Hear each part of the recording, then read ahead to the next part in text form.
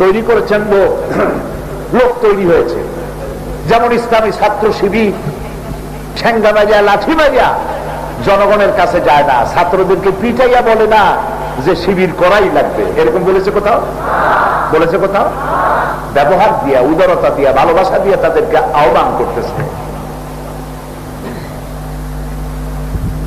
সুতরাং একটা জনগোষ্ঠী তৈরি করতে হবে। আল্লাহর আইন প্রতিষ্ঠার জন্য একটি জনগোষ্ঠী তৈরি করা প্রয়োজন। 13 বছর বসে রাসূলুল্লাহ তাই করলেন। কিসব মানুষ তৈরি হলো দেখছেন? আবু বকর, ওমর, উসমান, আলী, আবু উবাইদা ইবনুল জাররাহ, আমর ইবনুল আস, আবু মুসা আশআরী, জাবির, জুবায়ের, খাব্বাব রাদিয়াল্লাহু তাআলা আলাইহিম আজমাইন। এই সব মুজাহিদ তৈরি হয়ে গেল। জীবনের বিনিময়, রক্তের বিনিময় যারা আল্লাহর দ্বীন প্রতিষ্ঠা করতে পারে এমন লোক তৈরি হয়ে গেল 13 বছরের মধ্যে। মদিনা মুনাওয়ারায় নবী করিম সাল্লাল্লাহু আলাইহি ওয়াসাল্লাম হিজরত করলেন। এবার আসল কাজ, কাজটা কি? হুয়াল্লাযী আরসালা রাসূলাহু বিল হুদা ওয়া দীনিল হক লিইয়ুযহিরাহু আলাদ দীনি কুল্লিহি ওয়া কাফা বিল্লাহি শাহীদা। আল্লাহ পাক বলেন, আমি আমার রাসূলকে দ্বীন হক এবং সত্যের বিধান সহকারে পৃথিবীতে প্রেরণ করেছি, এই জন্য যাতে করে তিনি মানব রচিত সকল মতবাদের উপরে আমার দ্বীনকে যেন বিজয়ী করে দিতে পারেন। কোরআনকে বিজয়ী করার জন্য নবী করিম সাল্লাল্লাহু আলাইহি ওয়াসাল্লাম মদিনায় আল্লাহ পাক তাকে পাঠালেন। এবার তিনি প্রেসিডেন্ট, এবার তিনি কি বলে? এবার তিনি রাষ্ট্রপতি। আল্লাহ পাক তাকে যেই মক্কা থেকে একা একই একজন মাত্র সাথী নিয়ে রাতের আধারে আত্মগোপন করে মদিনা মুনাওয়ারায় এসেছিলেন, আজ তার সাথে 10,000 সাহাবী। তিনি চলছেন মক্কা অভিযানে। মক্কায় যখন প্রবেশ করলেন, হাদিস শরীফে এসেছে যে উটের পৃষ্ঠে তিনি সাওয়ার ছিলেন। আল্লাহ রাব্বুল আলামিনের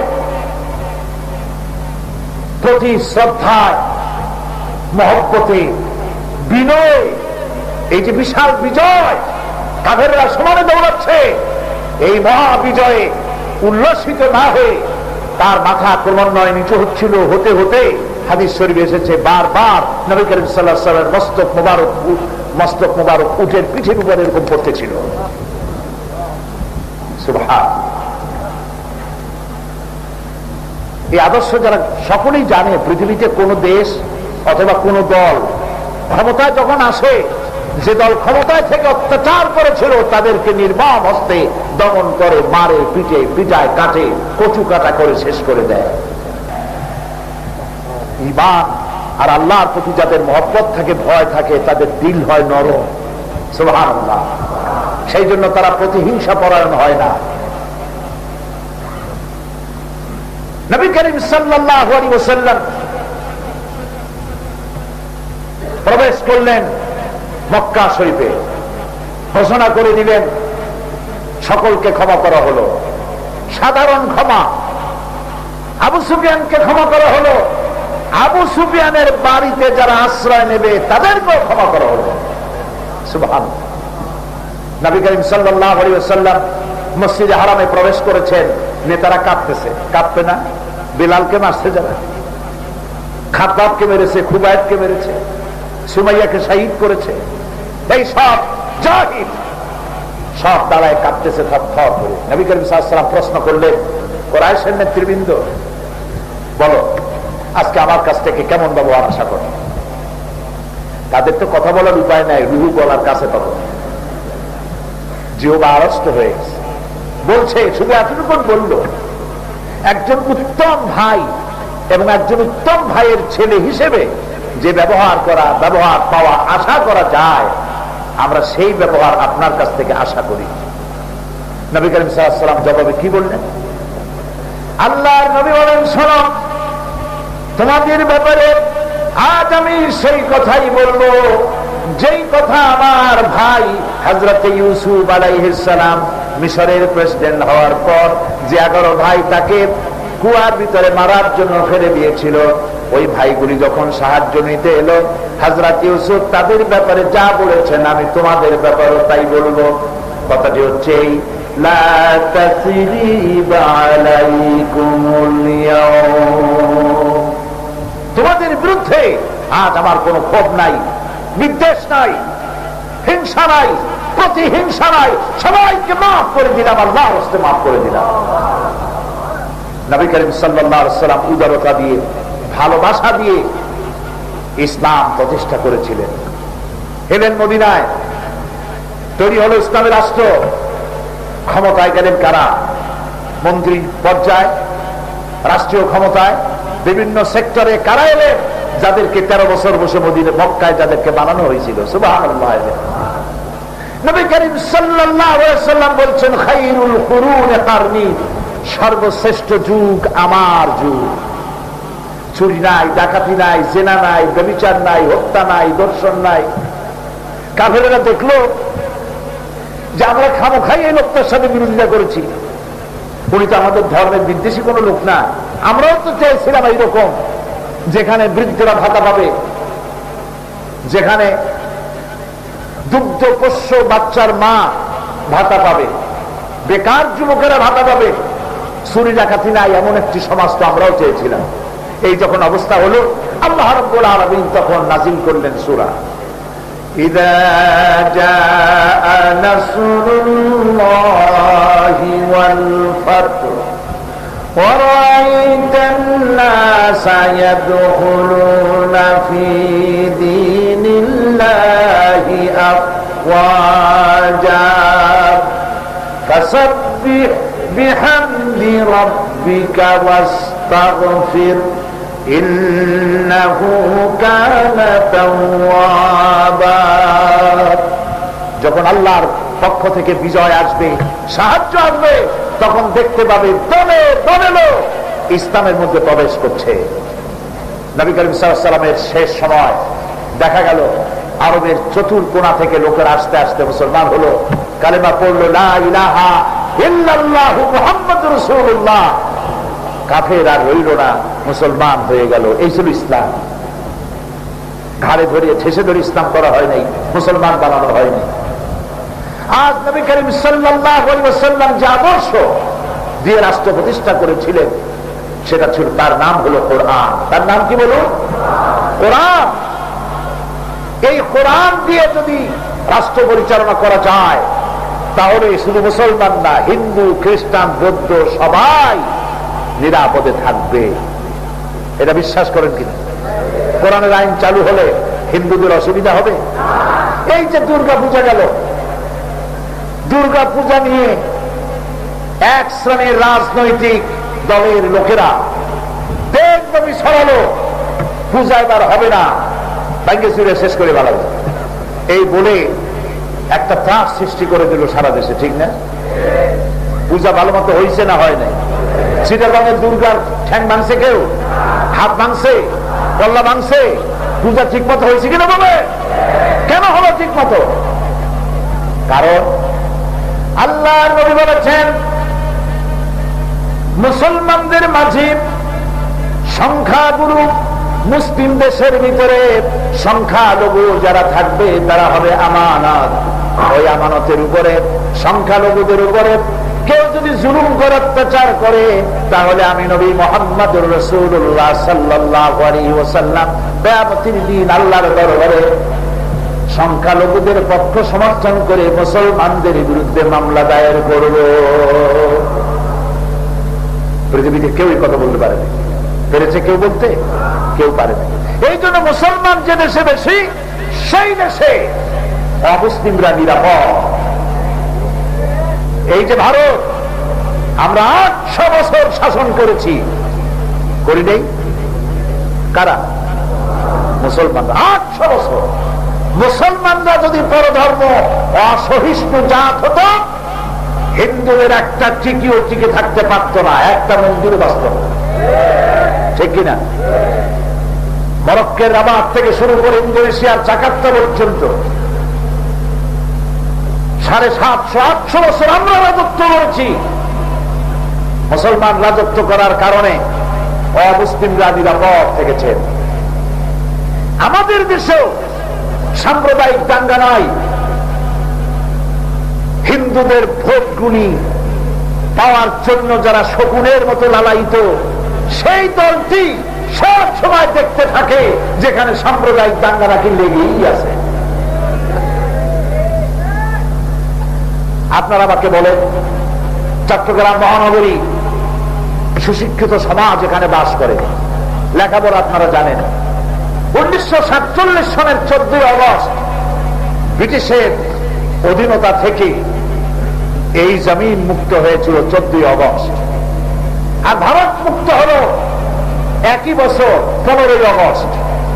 আপনারা সাক্ষী দেন, 47-এর 14 আগস্ট থেকে শুরু করে 2002 সালের 20 অক্টোবর পর্যন্ত বাংলাদেশে কমিউনাল রায়ট, সাম্প্রদায়িক দাঙ্গা, হিন্দু মুসলমান খুনাখুনি মারামারি কয়বার হয়েছে?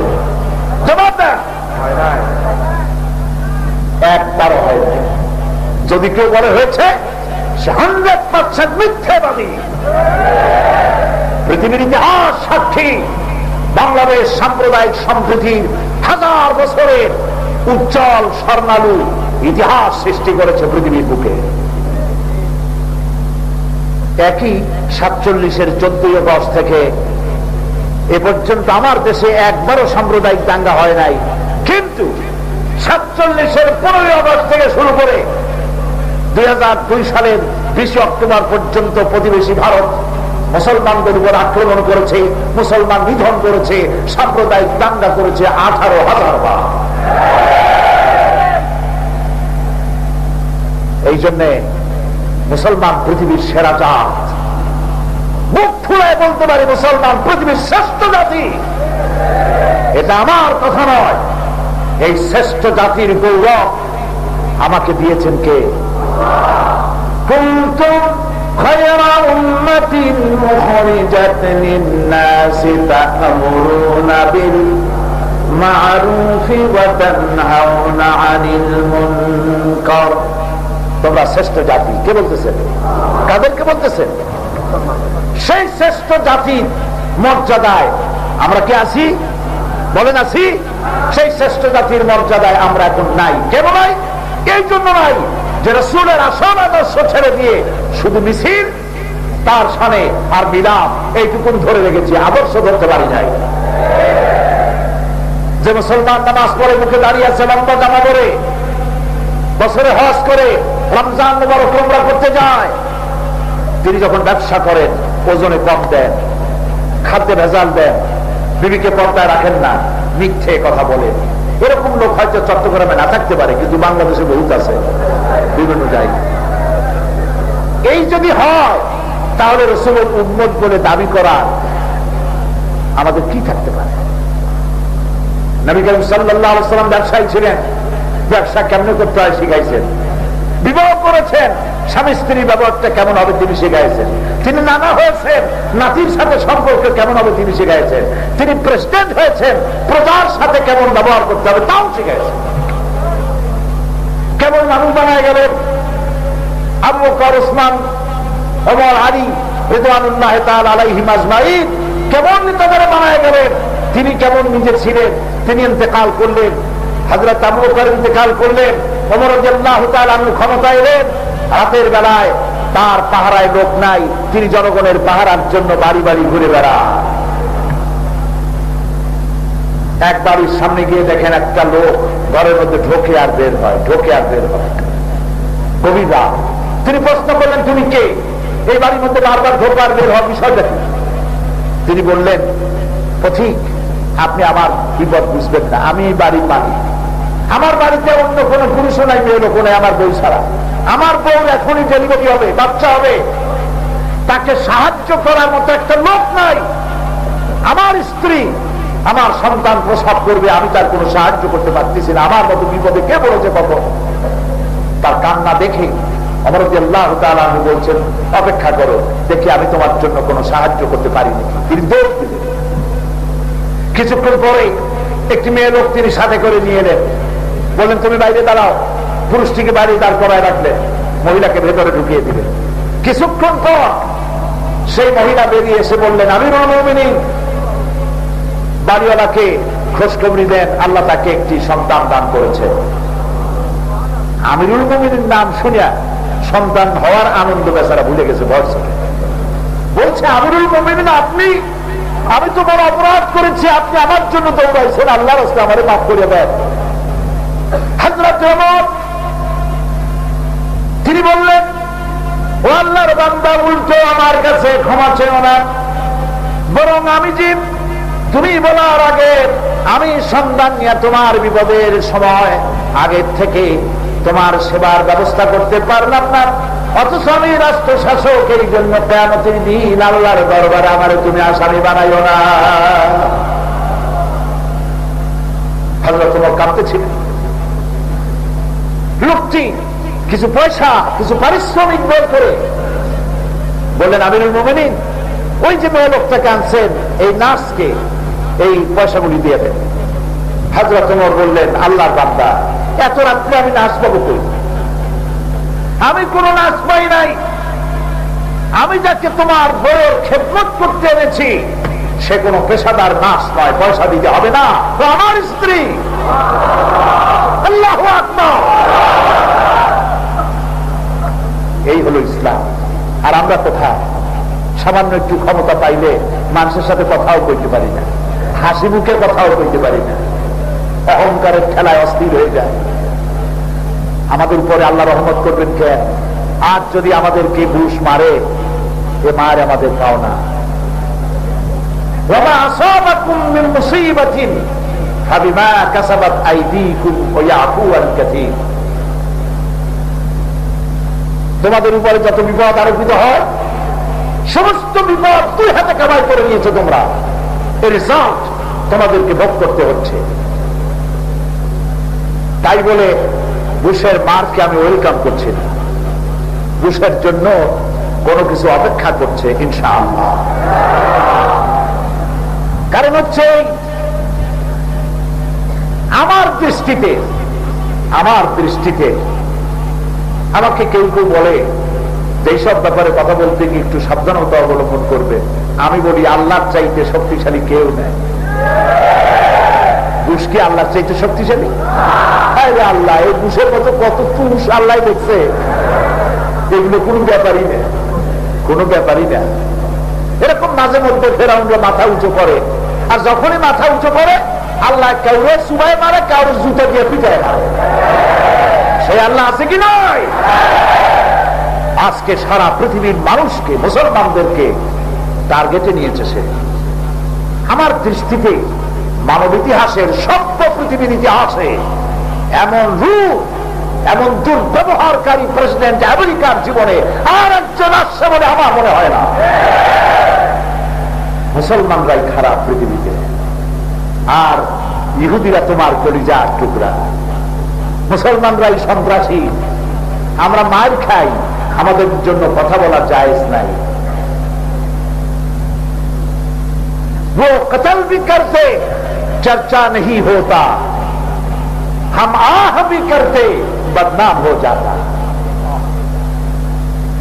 ও হত্যা করে, সেটা নিয়ে কোনো চর্চা হয় না, আর আমি যদি আহ বলি মার খাইয়া, তাহলে বদনাম হয়ে যায়। বাট আহ বললো কেন?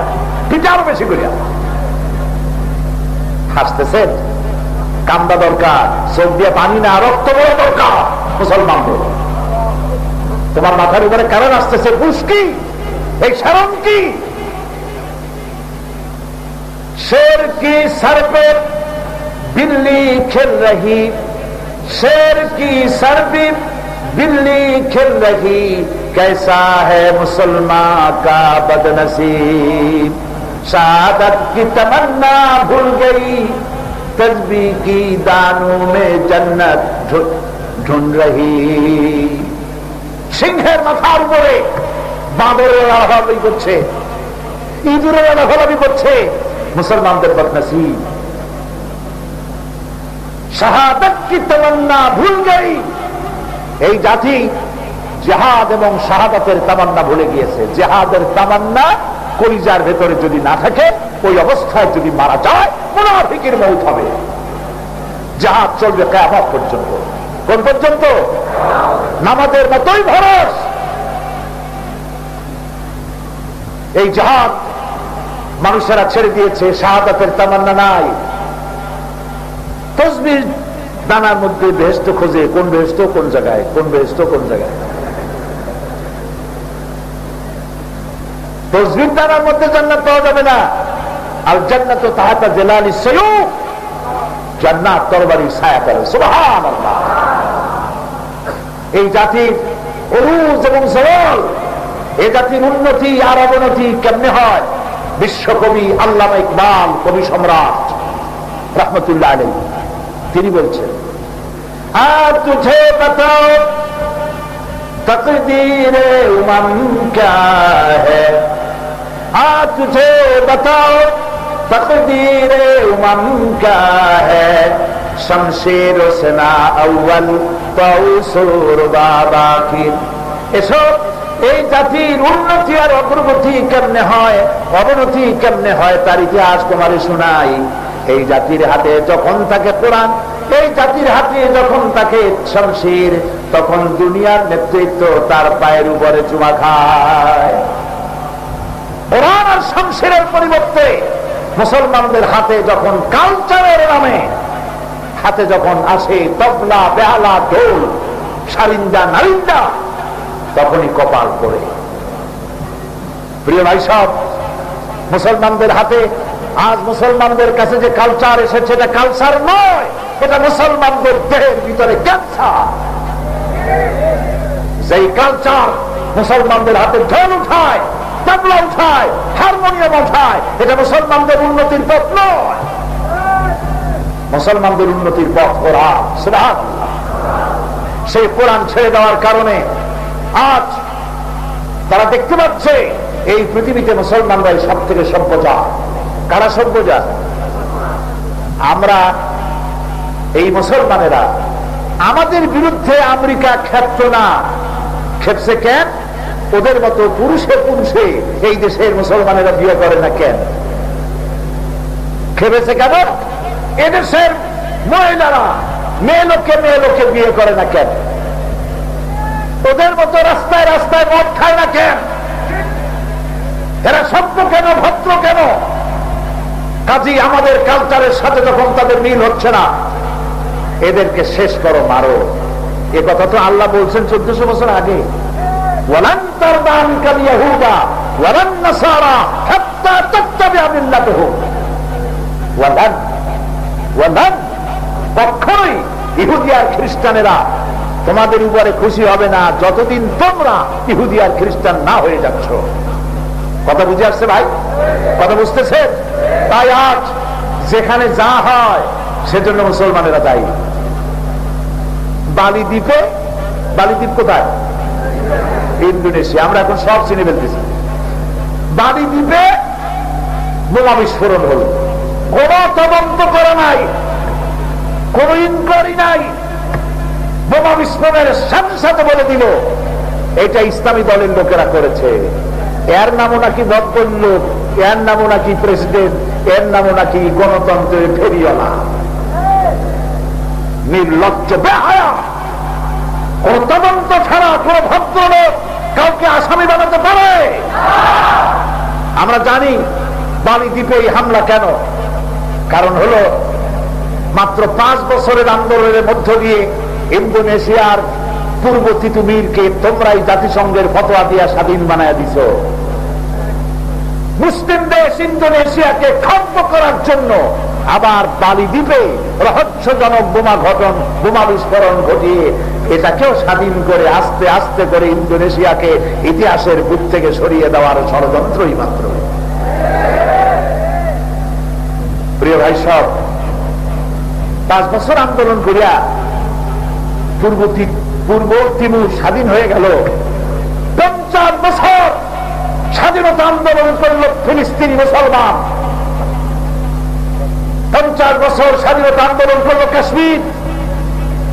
আজ অভিশপ্ত ইহুদি জাতি তাদের কামানের গোলা ছুড়ে দেয়, আর গোলাপের পাপড়ির মতো সুন্দর সুন্দর চেহারার উম্মতে মুহাম্মাদী রাস্তার উপরে বুকের রক্তগুলো ঢেলে দেয়। ওরা কামালের গোলা মারে, এদের কাছে গোলা নাই, পাথর দিয়ে তার জবাব দিতে চেষ্টা করে, বুলডোজার দিয়ে, কামান দিয়ে 50 বছরের স্বাধীনতার স্বপ্নসাৎ অভিশপ্ত ইহুদি জাতি আমেরিকার পৃষ্ঠপোষকতায় ফিলিস্তিনি মুসলমানদের স্বাধীনতার স্বাদ মাটির সাথে মিশাই দিয়েছে, কাশ্মীরের স্বাধীনতার স্বাদ মিশাই দিয়েছে। আজ তার জিহ্বা অনেক লম্বা হয়ে গেছে, এখন আক্রমণ করবে বাগদাদ। বাগদাদ এখানে শুয়ে আছেন আল্লাহর এক মাহবুব বান্দা, কুতুবে রব্বানী মাহবুবে সুবহানী শেখ মহিউদ্দিন আব্দুল কাদের জিলানী রাহমাতুল্লাহ আলাইহি সহ বহুত পয়গম্বরদের মাজার রয়েছে ইরাকের বুকে, বহুত আল্লাহর ওলির মাজার রয়েছে, সাহাবায়ে কেরামদের মাজার রয়েছে ইরাকের বুক জুড়ে। অসম্ভব নয় বিশ্বের এই শ্রেষ্ঠ মোড়লের দাফন কাফন কুলখানি চল্লিশা বাগদাদের বুকেই হবে ইনশাআল্লাহ। ইনশাআল্লাহ বলেন ইনশাআল্লাহ। মুসলমানদের ঘুরে দাঁড়াবার সময় এসেছে। এই জাতিসংঘ আমরা মানি না ঘোষণা করতে হবে আজ মুসলমানদের। যেই জাতিসংঘ দিয়ে মুসলমানদের কোন উপকার হয় না, সেই জাতিসংঘের আমার কাছে 4 পয়সার দাম নাই। জাতিসংঘ হচ্ছে এক গোয়ার মুফতি, সে ফতোয়া সরবরাহ করে বুশে মুসলমানদেরকে মারার জন্য। সেই জন্য আজ সময় এসেছে মুসলমানদের আলাদা জাতিসংঘ করা, এটা বুঝতে হবে। ইনশাআল্লাহ সময়ের ব্যবধানে মুসলমান জাগ্রত হবে। আজ বাংলাদেশের কক্সবাজার থেকে শুরু করে টেকনাফ থেকে তেতুলিয়া পর্যন্ত জেগে উঠেছে মুসলমান, জেগে উঠেছে কাশ্মীরে, জেগে উঠেছে জেগে উঠেছে বসনিয়ায়, চেচনিয়ায়, আলজেরিয়ায়, সারা দুনিয়ায় মুসলমান জেগে উঠেছে। হয়তো গাজী নয়তো শহীদ, মরতে তো হবেই। বেইজ্জত হয়ে মরার কোন দাম আছে? বেঈমান হয়ে মরার কোন দাম আছে? হাসতে হাসতে জীবন দেওয়ার জন্য প্রস্তুত হতে হবে। বিশ্ব মানবতাকে রক্ষা করতে হবে। গণতন্ত্রের নামাবলী গায়ে দিয়ে গণতন্ত্রের ঠিকাদার যারা পৃথিবীকে নিজের পায়ের তলায় নিতে চায়, তার থেকে পৃথিবীকে উদ্ধার করতে এগিয়ে আসতে হবে। এবং তার ফর্মুলা দিয়েছেন বিশ্বনবী মুহাম্মদুর রাসূলুল্লাহ সাল্লাল্লাহু আলাইহি ওয়াসাল্লাম। দাঁড়ানো ভাইরা বসেন, আমি আপনাদেরকে নিয়ে মুনাজাত করতে চাই। এক ভাই মুসলমান হওয়ার জন্য আসছেন, ওনার নাম গোলাপ চাঁদ দাস, পিতা যদু দাস, বাংলা বাজার, কোতোয়ালি, বরিশাল। এখানে কি করে? এখানে কাজ করে। এখন উনি পছন্দ করেছেন নাম হবে নুরুল আমিন। বলেন লা ইলাহা ইল্লাল্লাহু মুহাম্মাদুর রাসূলুল্লাহ। আল্লাহ ছাড়া কোন ইলাহা নাই, মাবুদ নাই।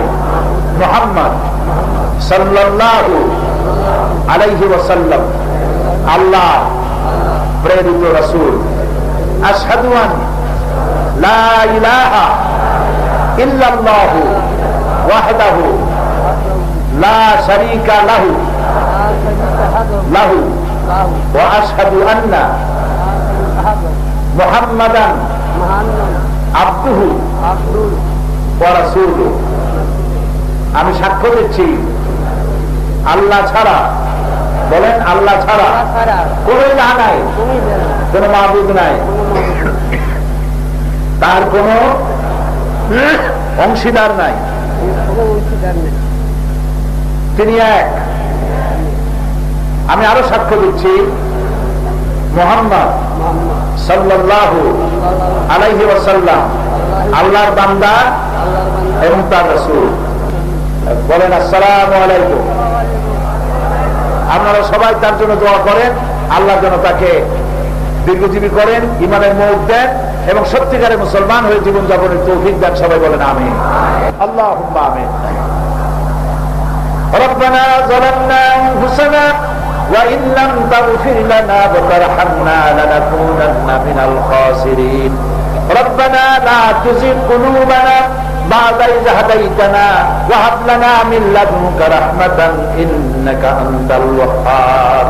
আয় আল্লাহ তাআলা, আজ এই লাল দিঘির ময়দানে লাখো জনতার হাত আমরা একত্রিত উচ্চ করেছি তোমার বারে তোমার হাবিবের আলোচনা, তোমার কোরআনের আলোচনা যা কিছু হয়েছে, মেহেরবানি করে সওয়াবটুকু জনাবে মুহাম্মদ রাসূলুল্লাহ সাল্লাল্লাহু আলাইহি ওয়াসাল্লামের রূহ মুবারকে পৌঁছায়া দাও রব্বুল আলামিন। तमाम পৃথিবীর মাটির নিচে যত মুমিন মুমিনাত শুয়ে আছেন তাদের আরওয়ার উপরে সওয়াব পৌঁছায় দাও। আমাদের মা বাপ যাদের দুনিয়া থেকে বিদায় হয়ে গেছে কবরগুলিকে জান্নাতের টুকরা বানায়া দাও। রব্বিরহামহুমা কামা রাব্বায়ানি সগীরা। সবাই পড়ে রব্বিরহামহুমা কামা রাব্বায়ানি সগীরা। আয় আল্লাহ তাআলা, সারা জীবন আমরা গুনাহ করেছি, আজ আমরা তোমার দরবারে পবিত্র মাস শাবানে তোমার দরবারে হাত তুলেছি আমাদের গুনার জন্য। আল্লাহ তুমি দয়া করে আমাদের জিন্দেগীর গুনাহ মাফ করে দাও রব্বুল আলামিন। আমাদের মধ্য থেকে যারা বিদায় হয়ে গেছে, আওলাদে রাসূল আব্দুল আহাদ আল মাদানী, বাইতুস শরবের পীর সাহেব, গারাঙ্গিয়ার পীর সাহেব, আয় আল্লাহ তাআলা মাওলানা সিদ্দিক আজাদ, মাওলানা আব্দুল লতিফ সহ আমাদের মুহিব্বিন, আমাদের মুখলিসিন, আল্লাহ তাআলা আমাদের মুরব্বী যারা দুনিয়া থেকে বিদায় হয়ে গেল তাদের জীবনের সাইয়্যাতগুলি হাসানাত দিয়া বদলায়া দিও। জান্নাতুল ফেরদাউসের মেহমান তাদেরকে বানায়া দিও রব্বুল আলামিন। तमाम পৃথিবীতে আজ মুসলমানেরা বড় বিপদে।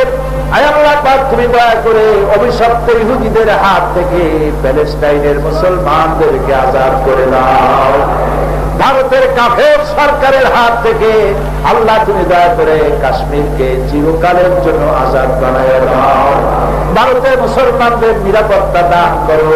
আয় আল্লাহ তাআলা, বসনিয়া, চেচনিয়া, বার্মা, পৃথিবীতে যত জায়গায় মুসলমান বিপদে আছে তুমি তাদের হামি ও নাসির হয়ে যাও। কয়েক সেকেন্ড আমি আপনাদের জন্য ছেড়ে দিলাম।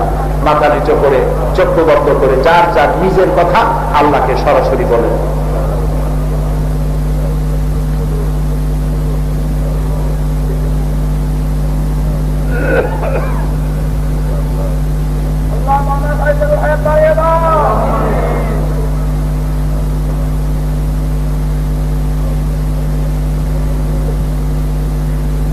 আল্লাহ তাআলা, তোমার এই গোলামেরা আমরা সবাই মিলে তোমার কাছে হাত তুলেছি, কে কি চেয়েছি তুমি ভালো করে জানো। আল্লাহ তাআলা তুমি দয়া করে আমাদের নেক আশাগুলি পুরা করে দিও। বাইতুস শরফে মরহুম হযরত পীর সাহেব কেবলা তিনি যে মাদ্রাসা করে গেছেন, মসজিদ করে গেছেন সারা বাংলাদেশে, সবগুলি সুন্দরভাবে সুচারুরূপে পরিচালিত হতে পারে আল্লাহ তৌফিক দিয়ে দাও।